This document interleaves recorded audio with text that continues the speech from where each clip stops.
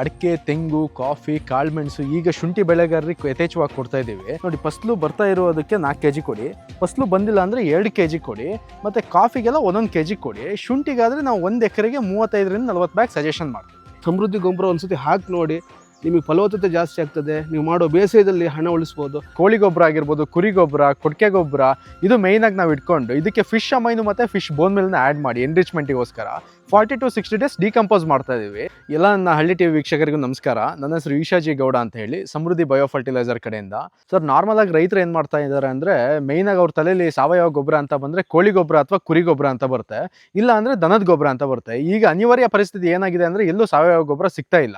ಕೋಳಿ ಗೊಬ್ಬರನೂ ಸಿಗ್ತಾ ಇಲ್ಲ, ಕುರಿ ಗೊಬ್ಬರನೂ ಮೇಯ್ನಾಗಿ ಸಿಗ್ತಾ ಇಲ್ಲ. ಬಟ್ ನಾವೇನು ಮಾಡ್ತಾ ಇದ್ದೀವಿ ಅಂದರೆ, ಈ ಕೋಳಿ ಗೊಬ್ಬರ ಆಗಿರ್ಬೋದು, ಕುರಿ ಗೊಬ್ಬರ, ಕೊಟ್ಟಿಗೆ ಗೊಬ್ಬರ, ಇದು ಮೇಯ್ನಾಗಿ ನಾವು ಇಟ್ಕೊಂಡು ಇದಕ್ಕೆ ಫಿಶ್ ಅಮೈನು ಮತ್ತು ಫಿಶ್ ಬೋನ್ ಮಿಲ್ನ ಆ್ಯಡ್ ಮಾಡಿ ಎನ್ರಿಚ್ಮೆಂಟಿಗೋಸ್ಕರ 40 to 60 ಡೇಸ್ ಡಿಕಂಪೋಸ್ ಮಾಡ್ತಾ ಇದೀವಿ.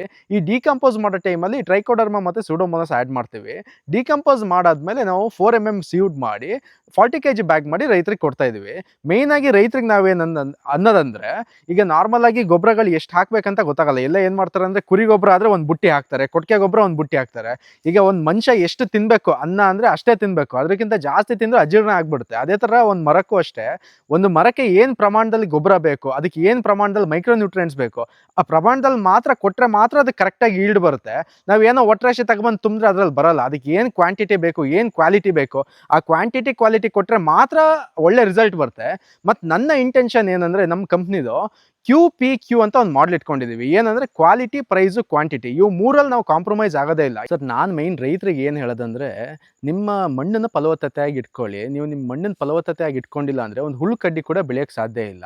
ಈಗ ನಾರ್ಮಲ್ ಆಗಿ ರೈತರು ಏನು ಮಾಡ್ತಾ ಇದ್ದಾರೆ ಅಂದರೆ, ಕೆಮಿಕಲ್ನ ಯಥೇಚ್ಛವಾಗಿ ಬಳಸ್ತಾ ಇದ್ದಾರೆ. ಆ ಕೆಮಿಕಲ್ ಏನಾಗ್ತಿದೆ ಅಂದರೆ, ಮಣ್ಣಿನ ಫಲವತ್ತತೆನೂ ಹಾಳಾಗ್ತಿದೆ, ಮನುಷ್ಯರ ಜೀವನಾಡಿಗಳನ್ನು ಹಾಳಾಗ್ತಿದೆ. ಆ ಥರ ಪರಿಸ್ಥಿತಿ ಒಳಗೊಂಡಿದೆ. ಯಾಕಂದರೆ ನಾವು ಮಣ್ಣಲ್ಲಿ ಏನು ಬರ್ತದೆ ಅದನ್ನೇ ನಾವು ತಿಂತಾ ಇದ್ದೀವಿ.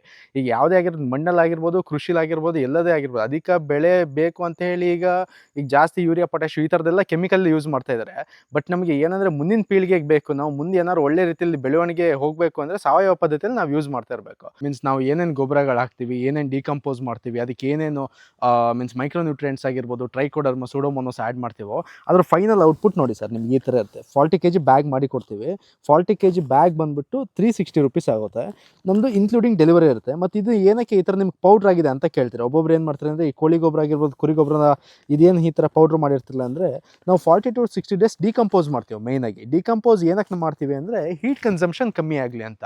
ಈ ಕೋಳಿ ಗೊಬ್ಬರ, ಕುರಿ ಗೊಬ್ಬರದಲ್ಲಿ ಸಿಕ್ಕಾಪಟ್ಟೆ ಹೀಟ್ ಕನ್ಸಂಪ್ಷನ್ ಇರುತ್ತೆ. ಮೇಯ್ನ್ ಬೇಸಾಗಿ ನಾವು ಆ ಹೀಟ್ ಕನ್ಸಂಪ್ಷನ್ ನಾವು ಕಮ್ಮಿ ಮಾಡಿ ಡಿಕಂಪೋಸರ್ ಹಾಕಿ ನಾವು 4 mm ಅಲ್ಲಿ ಸೀಡ್ ಮಾಡ್ತೀವಿ. ನಮ್ಮ ಮಿಷನ್ಲಿ ಸೀಡ್ ಮಾಡಿ ನಿಮಗೆ ನೋಡಿ, ಫೈನಲ್ ರಾ ಮೆಟೀರಿಯಲ್ ಈ ಥರ ಬರ್ತದೆ. ಸರ್, ಫಸಲು ಬರ್ತಾ ಇರುವಂಥ ಮರಗಳಿಗೆ 4 kg ಕೊಡಿ, ಫಸಲು ಬಂದಿಲ್ಲ ಅಂದರೆ 2 kg ಕೊಡಿ, ಕಾಫಿಗಾದರೆ 1 kg ಕೊಡಿ. ನಾವು ಮೇಯ್ನ್ ಎಸ್ಟೇಟ್ಗಳಿಗೆ ರೆಫರ್ ಮಾಡ್ದೆ ಅಂದರೆ 1 kg ಇಂದ 1.5 kg ರೆಫರ್ ಮಾಡ್ತೀವಿ. ರೋಬೋಸ್ಟಾ ಆಗಲಿ, ಅರೇಬಿಕಾ ಆಗಿರಲಿ. ಮತ್ತು ಶುಂಠಿಗೆ ಪರ್ ಏಕರ್ಗೆ ನಾವು 25 to 30 ಬ್ಯಾಗ್ ಸಜೆಷನ್ ಮಾಡ್ತೀವಿ. ಸರ್, ನಾವು ಮೇಯ್ನಾಗಿ ಅಡಿಕೆ, ತೆಂಗು, ಕಾಫಿ, ಕಾಳುಮೆಣಸು, ಈಗ ಶುಂಠಿ ಬೆಳೆಗಾರರಿಗೆ ಯಥೇಚ್ಛವಾಗಿ ಕೊಡ್ತಾ ಇದ್ದೀವಿ. ಮತ್ತು ಅವರಿಗಂತಲೇ ಸಪ್ರೇಟ್ ನಾವು ಮಾಡಿ ಕೊಡ್ತಾ ಇದ್ದೀವಿ. ಅವ್ರಿಗೆ ಏನು ಕನ್ವೀನಿಯೆಂಟ್ ಬೇಕು, ಯಾವ ಥರ ಕಾಂಪೋಸ್ಟಿಂಗ್ ಬೇಕು, ಯಾವ ಥರ ಬೆಡ್ಡಿಂಗ್ ಬೇಕು, ಆ ಥರ ಕನ್ವೀನಿಯನ್ಸ್ ಮಾಡಿ ಶುಂಠಿ ಅವ್ರಿಗೆ ಕೊಡ್ತಾ ಇದ್ದೀವಿ. ಯಾಕಂದರೆ ಶುಂಠಿ ಸೀಸನ್ ಬಂತೀಗ, ಅದಕ್ಕೋಸ್ಕರ ನಾವು ಎಲ್ಲ ಕಡೆ ಅವೈಲಬಿಲಿಟಿ ಇದೆ. ಎಲ್ಲ ಡಿಸ್ಟಿಕ್ಕು, ಎಲ್ಲ ತಾಲೂಕಲ್ಲಿ ನಾವು ಕಳಿಸ್ಕೊಡ್ತಾ ಇದ್ದೀವಿ. ಬಟ್ ಮಿನಿಮಮ್ ಒಂದು 100 ಬ್ಯಾಗ್ ಇದ್ದರೆ ನಾವು ಫ್ರೀ ಆಫ್ ಕಾಸ್ಟಲ್ಲಿ ಡೆಲಿವರಿ ಕೊಡ್ತಾ ಇದ್ದೀವಿ. ಅತಿ ಕಮ್ಮಿ ಬೆಲೆಯಲ್ಲಿ ಅತಿ ಒಳ್ಳೆ ಗುಣಮಟ್ಟದ ಗೊಬ್ಬರನ ನಾವು ರೈತರಿಗೆ ಕಳಿಸ್ಕೊಡೋ ವ್ಯವಸ್ಥೆ ನಾವು ಮಾಡ್ತಾ ಇದ್ದೀವಿ. ಇವ್ರು ನಮ್ಮ ಸೂರ್ಯಕಾಂತ್ ಶೆಟ್ಟರ್ ಅಂತ ಹೇಳಿ, ಇವರು ಹೆಚ್ಚು ಕಮ್ಮಿ ಒಂದು 3 ವರ್ಷದಿಂದ ನಮ್ಮ ಸಮೃದ್ಧಿ ಗೊಬ್ಬರನ ಯೂಸ್ ಮಾಡ್ತಾ ಇದ್ದಾರೆ.